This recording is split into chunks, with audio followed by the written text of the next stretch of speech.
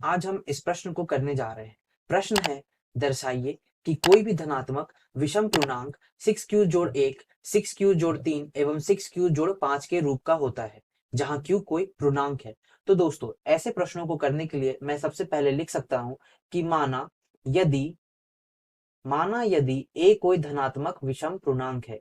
a कोई धनात्मक, दोस्तों मैं यहाँ धनात्मक विषम पूर्णांक लिखने जा रहा हूं। तो धनात्मक विषम पूर्णांक, आपको पता है कि विषम पूर्णांक उन्हें कहते हैं जो जब 2 से भाग दिए जाए तो कुछ शेषफल अवश्य छोड़े। तो वैसे संख्याओं को हम विषम संख्याएं कहते हैं। तो मैं लिख सकता हूं कि यदि मैं a को 6 से भाग दूं, तो वैसी स्थिति में हमारे पास यूक्लिड के विभाजन एल्गोरिदम से मैं लिख सकता हूं कि भाज्य बराबर भागफल गुने भाजक जोड़ शेषफल। तो दोस्तों, यदि आप यहां तक समझ चुके हैं तो इसके आगे आप लिख सकते हैं किसी भी q पूर्णांक के लिए आप लिख सकते हैं a बराबर, इसी सूत्र का इस्तेमाल कर मैं लिखने जा रहा हूं कि a बराबर 6q जोड़ r, जहां पे r जो है वो हमारा शेषफल है। तो r शेषफल यूक्लिड के विभाजन प्रमेयिका से क्या क्या हो सकता है दोस्तों? 0 हो सकता है, 1 हो सकता है, 2 हो सकता है, 3 हो सकता है एवं 4 हो सकता है एवं 5 हो सकता है। ठीक है, वो 6 से भाजक से छोटा सभी संख्या वो हो सकता है 0 से शुरुआत करने पर। तो यदि आप यहां तक समझ चुके हैं तो आगे की प्रक्रिया में मैं लिख सकता हूं कि हमारा a जो है वो कुछ इस रूप का दिखेगा। जब 0 होगा शेषफल तो वो 6q प्लस 0 दिखेगा, एवं जब शेषफल हमारे पास 1 होगा तो वो कुछ इस प्रकार दिखेगा। और ऐसे ही अगर मैं लिखते जाऊं तो मैं लिख सकता हूं कुछ इस प्रकार से। तो दोस्तों, आप ध्यान से देखिएगा कि मैं किस प्रकार से लिख रहा हूं। ओ ठीक है दोस्तों, यदि आपको इसके बाद भी कोई दिक्कत होती है तो आप मुझे नीचे कमेंट में लिखकर बता सकते हैं।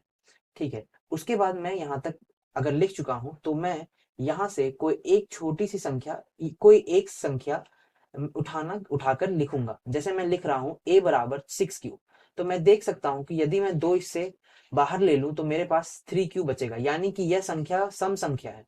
क्योंकि इससे जब 2 बाहर लिया जाता है तो इसमें कोई भी शेषफल नहीं बचता, तो मैं कह सकता हूं कि यह संख्या सम संख्या है।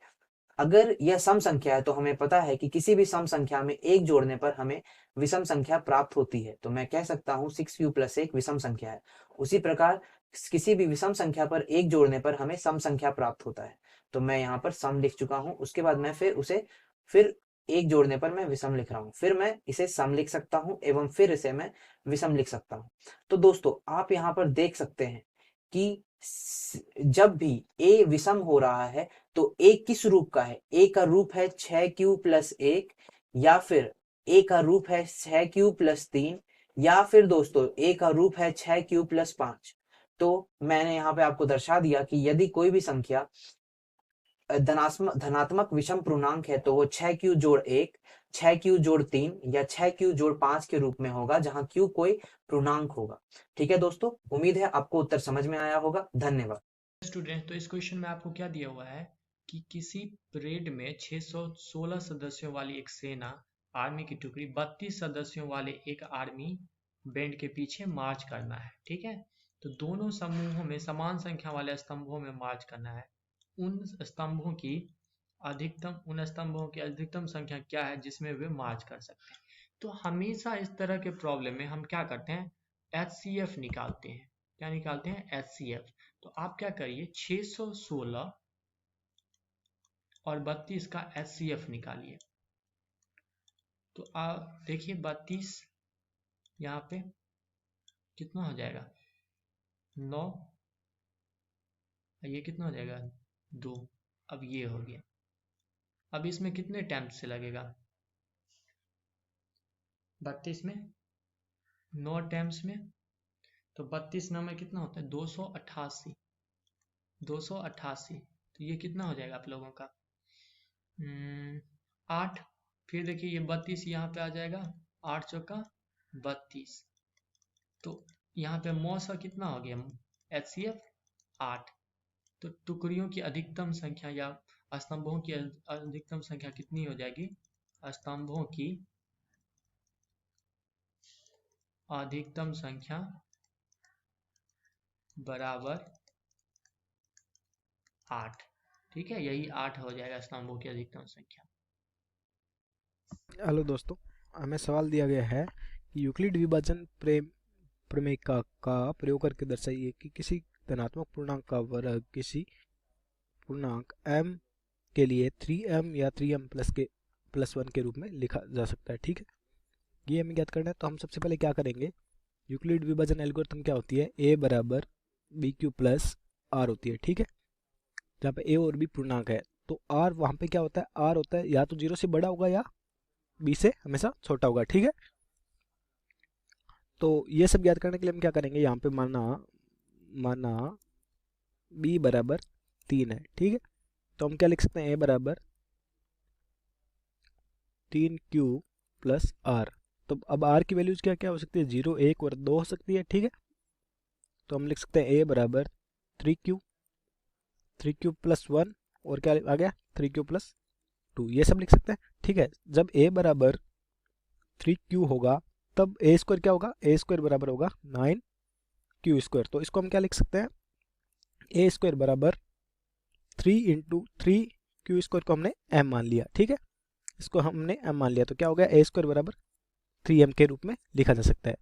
दूसरा केस क्या आ गया, दूसरा केस आ गया a बराबर हमारा क्या है 3q प्लस 1 है। ठीक है, 3q प्लस 1 का स्क्वायर करेंगे तो क्या हो जाएगा, a स्क्वायर बराबर 9q square plus 6q plus 1। ठीक है, तो हम इसको अगर यहाँ पे अब हम इसको m मान ले तो क्या हो जाएगा, ये हो जाएगा, नहीं यहाँ पे 3 कॉमन लेके m मान लेते हैं। ठीक है, तो a स्क्वायर बराबर क्या लिख सकते हैं, इसको 3 कॉमन ले लीजिए, 3q square plus 2q plus 1। ठीक है, तो अगर इसको m मान लिया, इसको m मान लिया तो क्या हो गया, ये a स्क्वायर बराबर हो गया 3m प्लस 1। ठीक है, ऐसे ही हमारा अगला एक और केस बचा है, उसमें क्या है, a बराबर है, हमने क्या माना 3q प्लस 2 आ गया, तो इसको a स्क्वायर करेंगे तो क्या आ जाएगा, ये 9q square plus 12q plus 4। ठीक है, इसको हम ऐसे लिख सकते हैं 9q square plus 12q plus 3 plus 1 लिख सकते हैं। और इसको हमने यहाँ से 3 कॉमन ले लिया तो कितना आ गया, 3q square plus 4q plus 1 plus 1। ठीक है, अगर हम इसको m मान लें, यहाँ पे अब इसको हमने m मान लिया तो क्या आ गया, a स्क्वायर बराबर क्या आ गया 3m प्लस 1। तो तीनों में हमने क्या लिख दिया, तो हर संख्या, हर पूर्णांक के वर्ग को हम क्या लिख सकते हैं, 3m या 3m प्लस 1 के रूप में हम लिख सकते हैं। धन्यवाद। हेलो दोस्तों, हमें सवाल दिया गया यूक्लिड विभाजन एल्गोरिथम का प्रयोग करके दर्शाइए कि किसी धनात्मक पूर्णांक का घन 9m प्लस 1 9m प्लस 8 के रूप में होता है। ठीक है, तो यूक्लिड विभाजन एल्गोरिथम की सहायता से हम क्या लिख सकते हैं, a बराबर बी क्यू प्लस आर, जहाँ r क्या होता है 0 से हमेशा बड़ा और b से हमेशा छोटा होता है। ठीक है, तो देखिए इससे हम लिख सकते हैं कि a बराबर, अगर b बराबर 3 लिया जाए तो 3q प्लस आर लिख सकते हैं, जहाँ r की वैल्यू क्या क्या हो सकती है, 0 1 और 2। तो a क्या हो सकता है 3q प्लस 1 और 3q प्लस 2। ठीक है, तो a क्यूब बराबर क्या हो सकता है, 3q की होल क्यूब बराबर कितना हो गया 27q। तो इसको मैं लिख सकता हूँ 9 इंटू 3q को मैंने मान लिया m, तो ये हो गया 9m, तो 9m के रूप में लिख दिया। अब a बराबर 3q प्लस 1 है, तो मैं a क्यूब करता हूँ तो क्या आ जाएगा, a क्यूब बराबर 3q प्लस 1 की होल क्यूब। ठीक है, 3q प्लस 1 की होल क्यूब क्या हो जाएगी, तो इसकी होल क्यूब हो जाएगी 27q cube plus 1 plus 3q square plus 3q। ठीक है, तो इसमें से मैं क्या लिख सकता हूँ, इसको देखिए ये 9 हो जाएगा, सॉरी ये 1 मिनट मैं दोबारा से लिख देता हूँ, मैंने फॉर्मूला शायद गलत लगा दिया, मैं दोबारा ही लगा देता हूँ पूरा ही। ठीक है, इसको मैं देखो दोबारा लिख देता हूँ, क्या आ जाएगा 3q की होल क्यूब कितनी होती है 27q क्यूब प्लस 1 की होल क्यूब 1 प्लस 3 ए इंटू बी, 3 ए स्क्वायर 9 27 क्यू स्क्वायर, ठीक है, प्लस क्या आ जाएगा 9 क्यू प्लस कुछ नहीं, ठीक है, ये आ गया। तो इसमें से मैं क्या कर सकता हूँ, देखिए 9 कॉमन ले लिया, एक को छोड़ के बाकी में 9 कॉमन ले लिया, तो कितना है 3 Q cube plus 3 Q square plus Q plus 1, तो इसको मैंने m मान लिया, ठीक है। तो ये कितना आ गया 9m प्लस 1, 9m प्लस 1 यहाँ से आ गया, ठीक है। तो और देखिए, और तीसरा केस क्या बचा, तीसरा केस बचा है हमारे पास, तीसरा केस हमारा बचा है a बराबर 3 क्यूब प्लस 2, ठीक है। इसका क्यूब करते हैं तो क्या आ जाएगा, a बराबर आ गया a क्यूब बराबर 3 क्यूब प्लस 2 का होल क्यूब, ये क्या आ जाएगा, ये आ जाएगा 27 क्यू क्यूब प्लस 8 प्लस कितना आ जाएगा 3 इंटू पी इंटू क्यू कितना होता है P square, 9 27 into 2 54 Q square plus 4 into 3 12 12 into 3 36 Q, ठीक है। यहाँ से 9 कॉमन ले लिया, 9 कॉमन लेके 3 Q cube plus 6 Q square plus 4 Q plus 8, इसको मैंने क्या मान लिया m मान लिया, तो 9m प्लस 8 के रूप में भी लिख दिया। तो हम क्या लिख सकते हैं, a क्यूब को किस रूप में लिख सकते हैं 9m प्लस क्या क्या हमने सिद्ध किया 9m प्लस 1 9m प्लस 1 और 9m प्लस 8 के रूप में लिख सकते हैं। धन्यवाद।